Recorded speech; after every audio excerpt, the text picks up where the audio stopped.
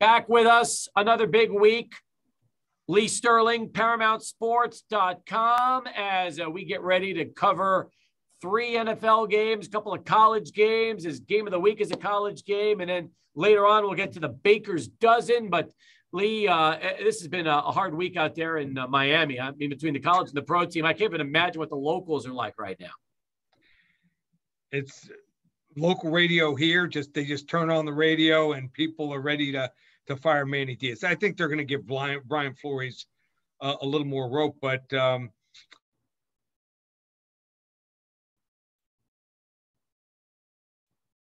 think yep, they need to get Tua back. I hear you. Hey, by the way, they do need to get Tua back. There's no doubt about that. And they don't have Fitzpatrick either. That's a problem right now, right? You got to have Fitzmagic too. Yeah. Well, I think Jacoby Brissett is one of the better backups. I think he's fine for a couple games, not for half a season or a season. I thought Ryan Fitzpatrick should have stayed.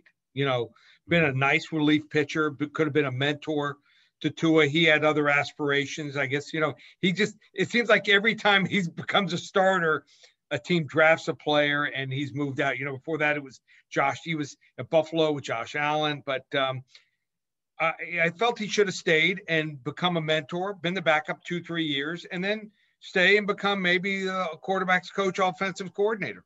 Been a nice progression. Hey, by the way, if you think Miami's got issues, imagine being in Tallahassee right now and Mike Norvell trying to keep his job.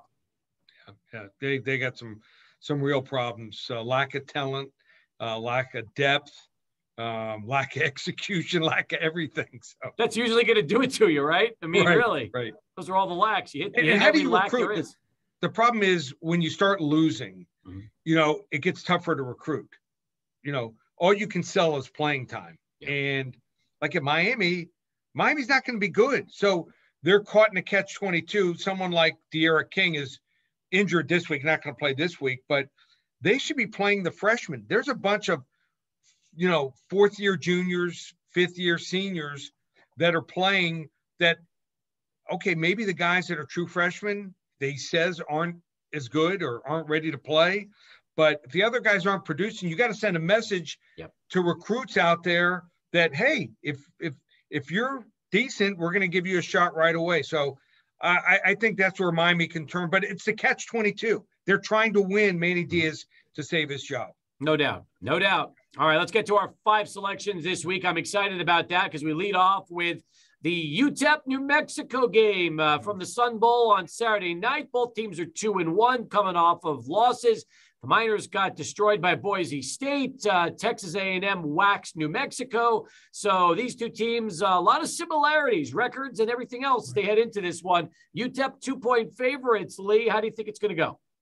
So by having the bye week, you got to come up with some new wrinkles. And they've got to throw some different formations, some different plays. Got to play with the lead. I think that's really important for them. So I like Rocky Long. I don't know if he was a great head coach, but I know he's a great defensive coordinator. And he's going to come up with some schemes and going to make it tough on the UTEP offense. Also, Terry Wilson, quarterback for the Lobos, used to play at Kentucky. Now, he wasn't great there, but he was serviceable. I think at this level, didn't show well against Texas A&M, but that's a top 10, top 15 defense. I think he's going to have some success running and throwing here. So I'm going to side with New Mexico here. First 2 games he played well. Just the last game couldn't do much at all. So I'm going to say the wrong team's favorite. I like New Mexico here, 24-20. Okay, close game. We all think it's going to be close. You just have the Lobos on the winning end. Right. All right. Texas Tech, another big rivalry game between the Longhorns and the Red Raiders. Texas, has had a tough go for Steve Sarkisian, especially offensively. They are 8-point favorites against Tech. What do you think about that? So they didn't play well against Arkansas, and I think Arkansas was waiting. They were like waiting in the ambushes for Texas. That was a big game for them. I do like the change to Casey Thompson. Gives them more dual threat capabilities. They can open up the playbook more. I think that will help them here. Also, they have some backs that are big, strong, and fast, and Tech doesn't have that. So they got a dink and dunk. I do like Taylor Sugar. I thought he should have been the starter at Oregon. I was shocked they went to Brown. I thought he was the better option. And good last game, almost 400 yards passing, 4 touchdowns, but it was against FIU, so it tempers that enthusiasm a little bit here. But Texas, I like the fact that not getting penalized like they used to the last couple of years. 2 penalties the last game, 12 yards.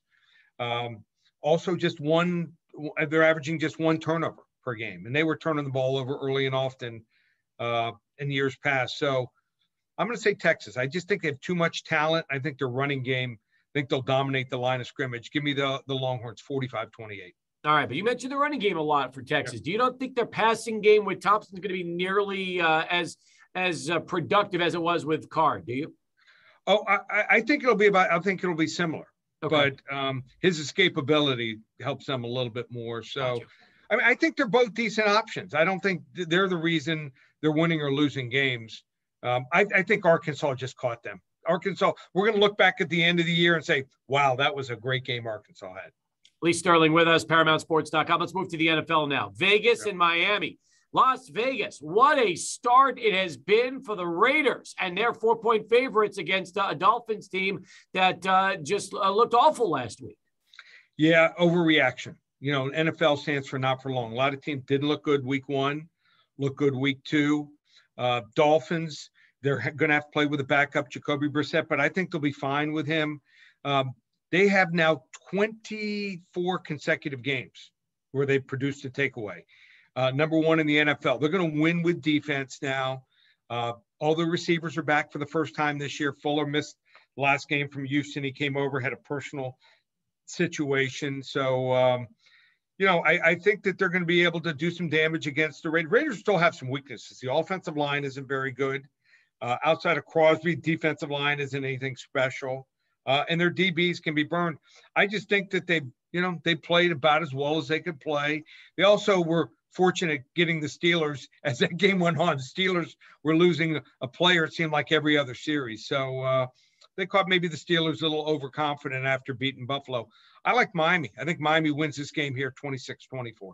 Oh, wow. What a shocker that would be if it ends up happening like that. So you like Jacoby Brissett enough to beat the Raider, the Raiders. That's huge. Yeah. He's not beating Tampa in a couple weeks, but the Raiders, it's doable. Speaking of Tampa, they've got that big showdown with the Rams. It's a pick 'em right now.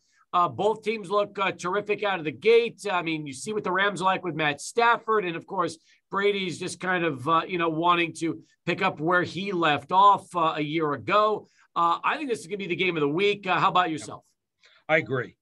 Now, I probably would have taken the Rams if they had the defense from last year, but they lost Michael Brockers. He ended up going free agency.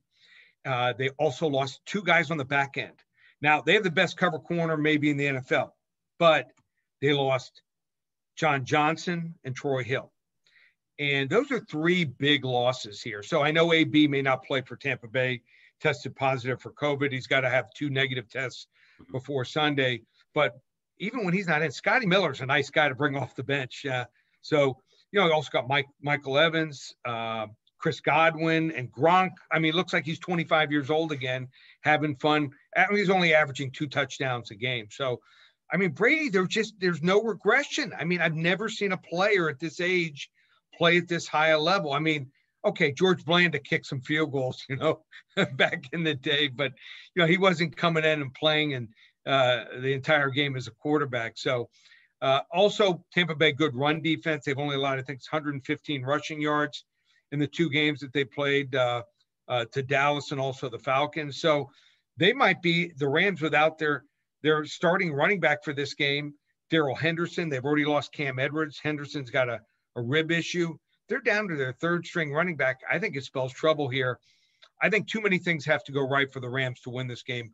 I'll take Tampa Bay 34-27. That takes us to our final game of the NFL this week. Dallas, 3.5-point favorites at home against Philly. Philly defensive game against San Francisco. However, they only scored 11 points and lost 17-11.